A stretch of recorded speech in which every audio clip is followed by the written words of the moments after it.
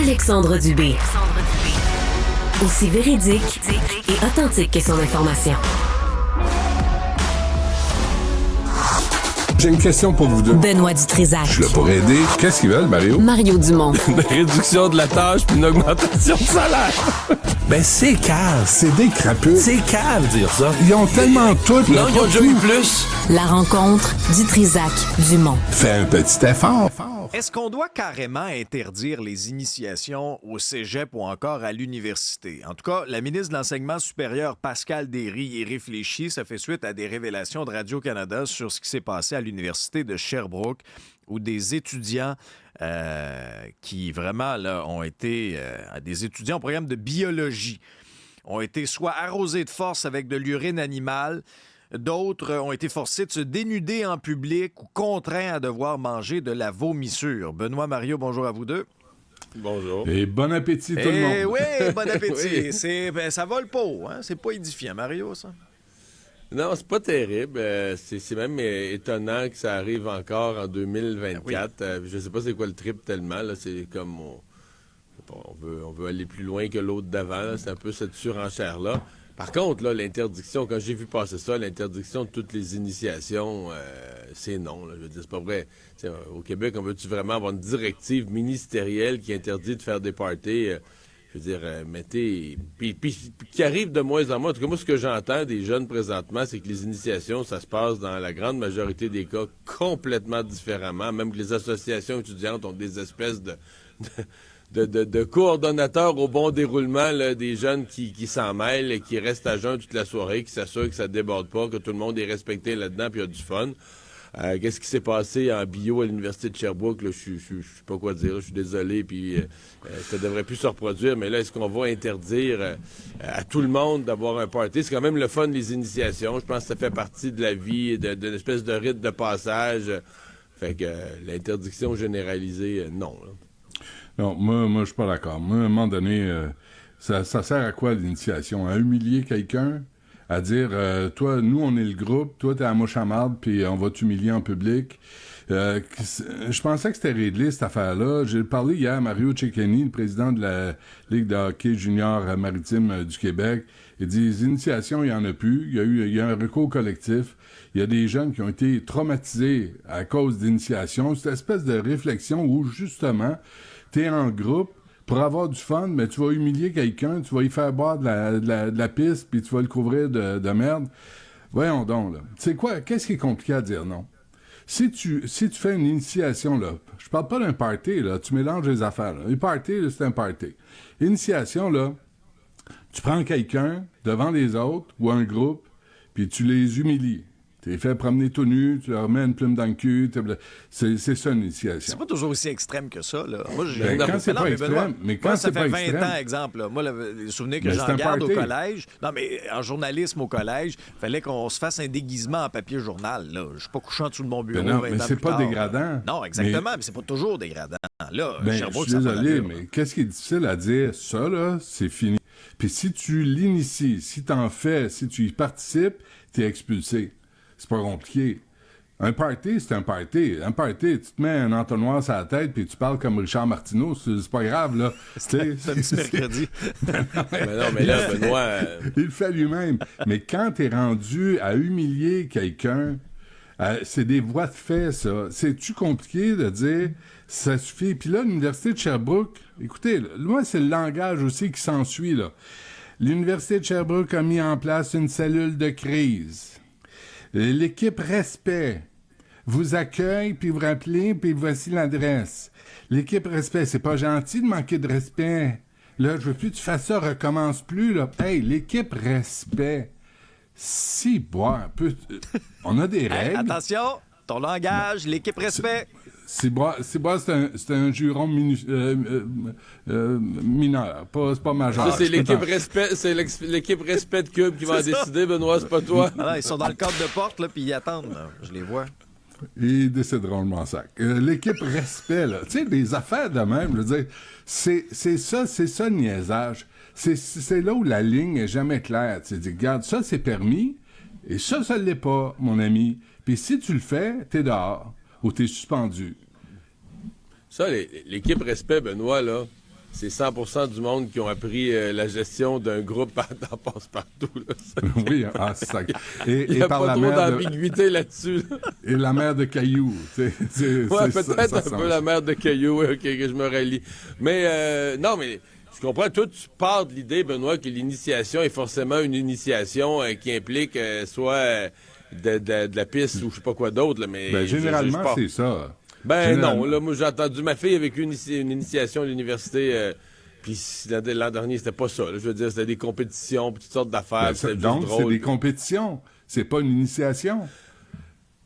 C'est ça, le mot. Tout a restreint la définition. Moi, j'ai défini l'initiation comme une espèce d'activité, série d'activités de début d'année qui sont pas nécessairement des humiliations dégueulasses. Là. Non, mais ce qu'on entend par initiation, c'est l'humiliation dégueulasse. En général, c'est ça. Sinon, c'est des compétitions. Sinon, c'est un party. Sinon, c'est des coins-coins, du déguisement. C'est pas pareil, là.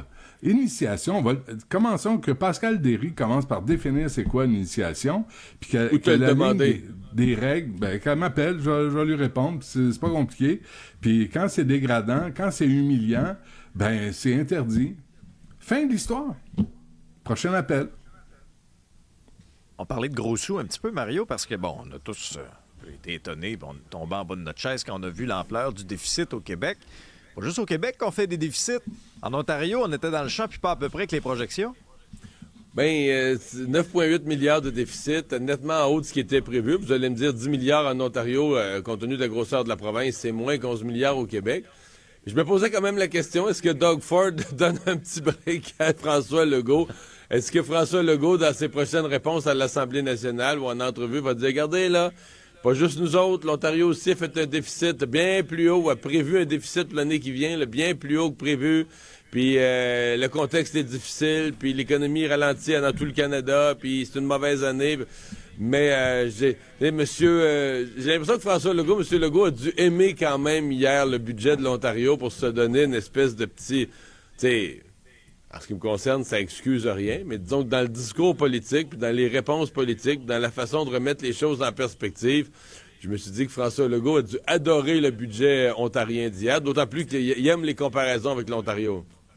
Justement, en termes de comparaison, Mario-Alex, j'ai regardé 85 milliards pour la santé. 85 milliards pour la santé. Ici, c'est 56, Benoît. Prends le ratio des populations. C'est la moitié du budget. Là. Écoutez la suite. Il y a combien de Québécois qui cherchent un médecin de famille? 2,3 millions. Hein? On a vu ça hier. Il y a combien d'Ontariens qui cherchent un médecin de famille? C'est-tu moins? 2,3 millions. Ah, on est pareil. Ils sont pareils. Fait que félicitations. Mais en termes de ratio, il y en a moins en Ontario qu'au Québec. Mais c'est drôle que le même chiffre, je pense Doug Ford puis François Legault se sont appelés. Puis on dit, là, Doug, on va prendre une bière, on est des amis, là, mais faut qu'on ait des comparatifs pour que tu me slaques la poulie un peu. Mais là, on parle pas de serrer la ceinture nulle part, hein? Doug Ford, il dit, on serre pas la ceinture, on continue dans le chemin. Je sais pas, j'ai hâte de voir. En tout cas, c'est Éric Girard qui gagne la compétition. Félicitations. Mais on prévoit un surplus de 500 millions en 2026-2027. Oui, ils reviennent à l'équilibre plus vite que nous. Mais je veux dire, le point, c'est pas d'avoir... Quand tu es en politique, le point, c'est pas d'avoir une comparaison parfaite, c'est d'avoir quelque chose à répondre pour te sauver la face, momentanément. Puis je trouve que ça faut... Hier, je regardais ça, le budget de l'Ontario, puis je me disais, moi, je suis François Legault, je me dis, bon, c'est une petite bouée, là. Tu pourras pas traverser le lac Saint-Jean avec ça, mais tu peux traverser la semaine, là. Tu sais, c'est une petite bouée. Oui. Tu vas reprendre ton souffle. Pour t'accrocher, puis reprendre ton souffle un peu, puis dire, regardez, là, c'est dur partout, là, l'Ontario aussi. Mais 10 milliards, 11 milliards, c'est-tu justement où j'ai l'impression qu'aujourd'hui, là, on parle de milliards comme il y a 30 ans, on parlait de millions de dollars. Puis attends, t'as pas vu le budget fédéral encore? Là aussi, il va en avoir des milliards dans le rouge. Mais sincèrement, là, le salaire minimum, là, c'est 15 piastres de l'heure, là, 15-16 piastres de l'heure. Puis on parle de milliards comme si c'était rien. Comme si c'était 19 ou 12 ou 8 milliards. Je pense qu'on a perdu tout rapport avec la pièce, nos parents qui travaillaient pour la valeur d'un dollar, là, c'est complètement perdu. Benoît, le salaire minimum, mettons, il était 4 piastres de l'heure il y a 40 ans. Fait que, mettons, il a multiplié par 4 en 40 ans. Fait que c'est sûr qu'un milliard aujourd'hui, c'est 250 millions d'il y a 40 ans. Là, on arrive plus vite. Tu sais, la valeur de l'argent, avec l'inflation chaque année, la valeur de l'argent s'est perdue. Mais on peut pas continuer de même, là. Honnêtement, là, pensons aux enfants, là, qui, tu sais, dans 20 ans, dans 40 ans, ça va être quoi? Ça va être 10 milliards, la référence? Ça va bondir à coup de 10 milliards.